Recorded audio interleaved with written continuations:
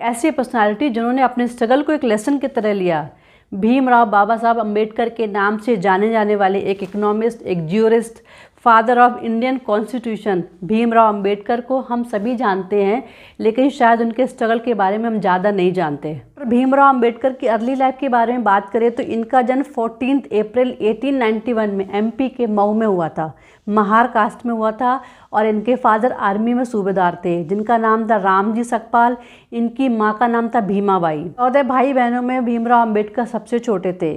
जब 2-3 साल के थे तो इनके फादर रिटायर हो जाते हैं और मऊ से शिफ्ट होकर ये महाराष्ट्र के रत्नागिरी ज़िले में आ जाते हैं। करीब 5 साल की जब इनकी एज होती है तो इनकी माँ की डेथ हो जाती है और इनकी पूरी फैमिली की टेक केयर इनकी बुआ करती हैं। जब अम्बेडकर जी स्कूल जाना शुरू करते तो उनके साथ बहुत भेदभाव होता है।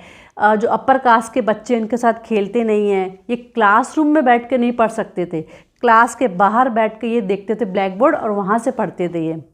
क्योंकि ये छोटे थे, इनके गांव में जहाँ ये रहते तो वहाँ पे ऐसा एटमॉस्फेयर नहीं था, क्योंकि वहाँ पे उस एरिया में ऐसे ही कास्ट के लोग रहते थे। लेकिन जब ये स्कूल गए तो सडनली उन्होंने चेंज देखा कि लोग बात क्यों नहीं कर रहे हैं, साथ में खेल क्यों नहीं रहे हैं।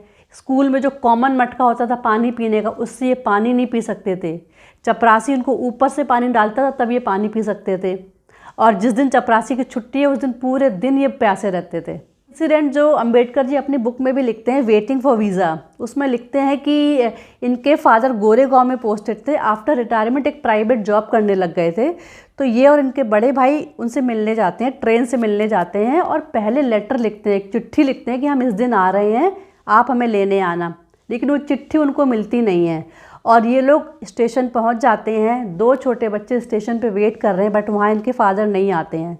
काफ़ी देर खड़े रहने के बाद स्टेशन मास्टर पूछता है कि तुम लोग कौन हो, कहाँ जा रहे हो। तो ये छोटे थे, इन्होंने बता दिया कि हम महार कास्ट से हैं और हम यहाँ जा रहे हैं अपने फादर से मिलने।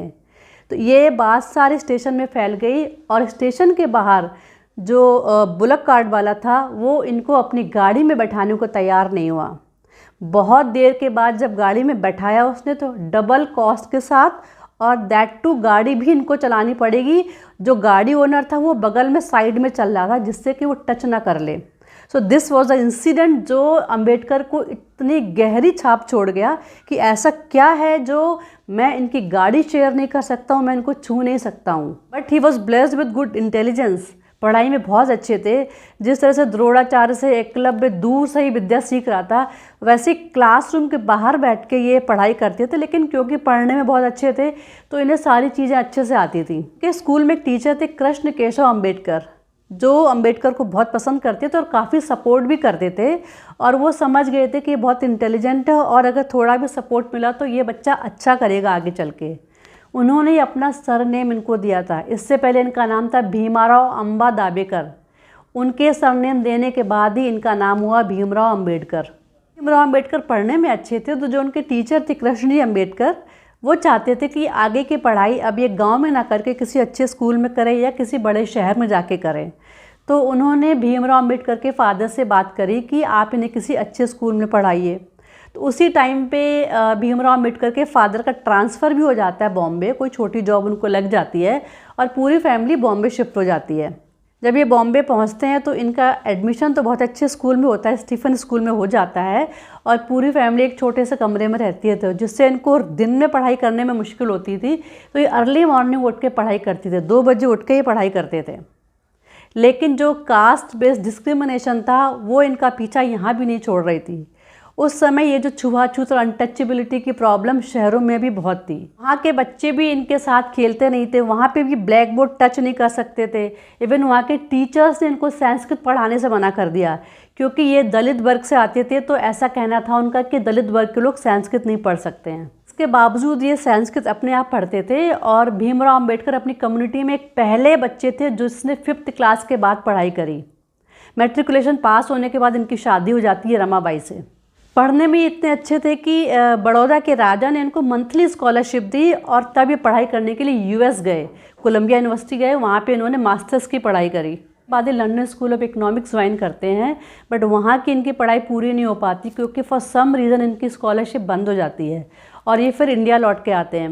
इंडिया आने के बाद ये कुछ टाइम तक छोटी मोटी जॉब करते हैं, लेकिन यहाँ पे जो डिस्क्रिमिनेटिव बिहेवियर था वो एज इट इज़ था कास्ट बेस्ड जो छुआछूत था वो एज इट इज़ था। इस तरह की प्रॉब्लम से कई बार टूटे, लेकिन क्योंकि इनका एक्सपोजर हो चुका था, ये बाहर जा चुके थे, इन्हें ये बात समझ आ गई थी कि जो इनजस्टिस इनके साथ हो रहा है, इनकी कम्युनिटी के साथ हो रहा है, इसके लिए इन्हें आवाज़ उठानी पड़ेगी, इसके लिए इन्हें फाइट करना पड़ेगा। भीमराव अम्बेडकर ने एक मराठी न्यूज़पेपर मूक नायक शुरू किया और ये छोटे बड़े शहरों में जाके लोगों को इकट्ठा करते थे, कॉन्फ्रेंस करते थे, मीटिंग करते थे, उनको समझाते थे कि तुम्हारे साथ जो ये हो रहा है ये गलत हो रहा है, ये इनजस्टिस हो रहा है, तुम्हें भी उतना ही अधिकार है उन कुओं में पानी पीने का, तुम्हें भी उतना ही अधिकार है उस सेम क्लासरूम में बैठ के पढ़ाई करने का।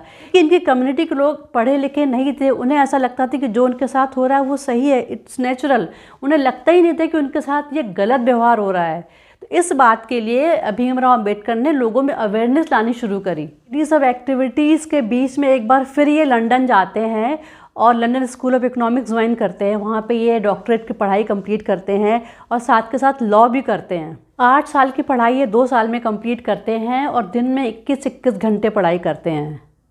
ये पहले ऐसे इंडियन थे जिनके पास 3 PhDs थी। इस तरह से उन्होंने कई और भी डिग्रियाँ ली हैं और ये करीब 11 लैंग्वेज को जानते थे। वो चाहते तो आराम से बाहर कहीं सेटल हो जाते और अपनी लाइफ को अच्छे से कंटिन्यू करते, लेकिन वो इंडिया लौट के आते हैं और अपने जैसे लोगों के साथ, जो अनटचेबल्स थे, जो दलित वर्ग था, उनके लिए काम करते हैं, कंट्री के लिए काम करते हैं। जहाँ तक इनके अचीवमेंट की बात करें तो रिजर्व बैंक ऑफ इंडिया इनके ही सजेशन पर बनी है। इनका बहुत बड़ा कॉन्ट्रीब्यूशन है रिजर्व बैंक ऑफ इंडिया बनाने का। उन्होंने एक बुक लिखी थी, problem of rupees and its origin and solution, जिसके बेसिस पे ही आरबीआई की स्थापना होती है। गांधी जी के सत्याग्रह आंदोलन के पहले 1927 में एक आंदोलन किया था महाड़ में, एक कॉमन पॉन्ड में, जहाँ पे अपर कास्ट के लोग पानी पीते थे। उस पॉन्ड में ये अपने फॉलोअर्स को ले गए, अपने ही जो दलित कम्युनिटी के लोग तो उनको ले गए और वहाँ पे पानी पिया।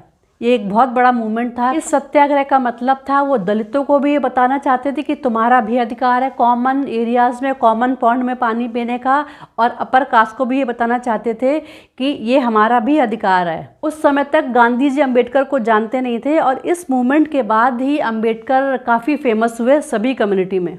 जितने भी सर्विस क्लास लोग हैं 8 घंटे की जो ड्यूटी करते हैं, इसका क्रेडिट जाता है भीमराव अम्बेडकर को। भीमराव अम्बेडकर ने ये लॉ पास करवाया था 8 घंटे की ड्यूटी का। अदरवाइज इससे पहले ब्रिटिशर्स के टाइम पे 12 घंटे 14 घंटे तक लोग काम करते थे।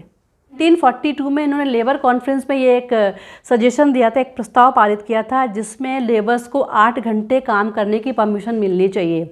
लेबर को उसके अलावा जो बेनिफिट होते हैं, मेडिकल लीव होती है, इंश्योरेंस होता है, सिक लीव होती है, ये सारे बेनिफिट जो आज भी मिल रहे हैं लोगों को, इसका क्रेडिट जाता है अम्बेडकर को। इक्वलिटी की लड़ाई इन्होंने सिर्फ दलितों के लिए नहीं करी है। इंडिया में अम्बेडकर को चैम्पियंस ऑफ वुमेन राइट भी कहा जाता है। अम्बेडकर की वजह से ही हिंदू कोड बिल पास हुआ। 3 साल तक कड़ी मेहनत करने के बाद, सबको समझाने के बाद ये बिल पास होता है।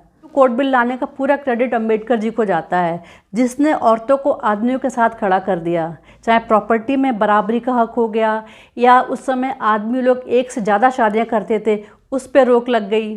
विडोज शादी नहीं कर सकती थी, री मैरिज नहीं कर सकती थी, वो उसके बाद शुरू हो गया। Right to adopt children, right to divorce, ऐसे जो अधिकार औरतों को अब मिलने लगे हैं वो उस समय नहीं थे। फादर ऑफ इंडियन कॉन्स्टिट्यूशन कहे जाने वाले भीमराव अम्बेडकर के 3 साल की कड़ी मेहनत के बाद, करीब 60 कंट्रीज़ को स्टडी करने के बाद, दूसरी कंट्रीज़ के सोशल और इकोनॉमिक कंडीशंस को समझने के बाद एक कॉन्स्टिट्यूशन का ड्राफ्ट तैयार होता है, जिसमें मेन रोल भीमराव अम्बेडकर का होता है। ही वॉज सो विजनरी कि इन्होंने 370 धारा का उस समय अपोज किया था और ये कहा था कि इसका खामियाजा भुगतना पड़ेगा। उन्होंने कहा था कि ये अगर धारा लगती है 370, ये इंडिया की यूनिटी के अगेंस्ट है। B.R. अम्बेडकर एक सोशल रिफॉर्मर जिनकी autobiography waiting for visa Columbia University में आज भी एक टेक्स्ट बुक की तरह पढ़ाई जाती है। मल्टीपर्पज़ रिवर वैली प्रोजेक्ट को शुरू करने वाले इंडिया में भीमराव अम्बेडकर जी ही हैं। Hirakud project, Damodar valley project, Son river valley project, इसका जो क्रेडिट है भीमराव अम्बेडकर को ही जाता है। और जो आज वाटर मैनेजमेंट और डेवलपमेंट की बात होती है, इसकी शुरुआत तब अम्बेडकर जी ने कर दी थी। पावर ग्रिड जो आज भी बिजली डिस्ट्रीब्यूशन में है, उसका क्रेडिट अम्बेडकर जी को ही जाता है। इसके अलावा भी बहुत सारे ऐसे कॉन्ट्रीब्यूशंस हैं भीमराव अम्बेडकर के, जो कहीं ना कहीं डायरेक्टली इनडायरेक्टली समाज और देश के काम आए। उन्हें दलितों का मसीहा कहा गया, और दलित का मतलब यहाँ किसी कास्ट, किसी एक जाति विशेष से नहीं है। इसीलिए उन्होंने 1919 में एक ऑल इंडिया डिप्रेस क्लास की स्थापना करी थी और वो चाहते थे कि जो भी जिनके साथ भी इस तरह का डिप्रेस बिहेवियर हो रहा है, इनइक्वालिटी हो रही है, चाहे वो औरतें हो गई, चाहे मजदूर हो गए, चाहे वो दलित वर्ग हो गया, सभी को इक्वल राइट मिलना चाहिए, सभी के साथ इक्वल बिहेवियर होना चाहिए। डॉक्टर अंबेडकर कहते थे कि आपको इस दुनिया में कुछ करने का एम्बिशन होना चाहिए, तभी आप उसको पाने की कोशिश करोगे। और इस बात को उन्होंने अपनी लाइफ में इम्प्लीमेंट भी किया और उन्होंने शिक्षा के महत्व को समझा, पढ़ाई की इम्पोर्टेंस को समझा। वो कहते थे कि शिक्षा एक शेरनी का दूध है, जो पी लेता वो धारता है। डॉक्टर अंबेडकर की आइडियोलॉजी से हम बहुत कुछ सीख सकते हैं। उनकी लिबर्टी, इक्वलिटी, फ्रेटर्निटी को हमें फॉलो करना चाहिए और इस तरह के जो डिस्क्रिमिनेशन आज भी हो रहे हैं उसके खिलाफ आवाज़ उठानी चाहिए या उसको बंद करना चाहिए। आई होप फ्रेंड आपको ये वीडियो अच्छा लगा होगा। If you like my video please like and subscribe my channel.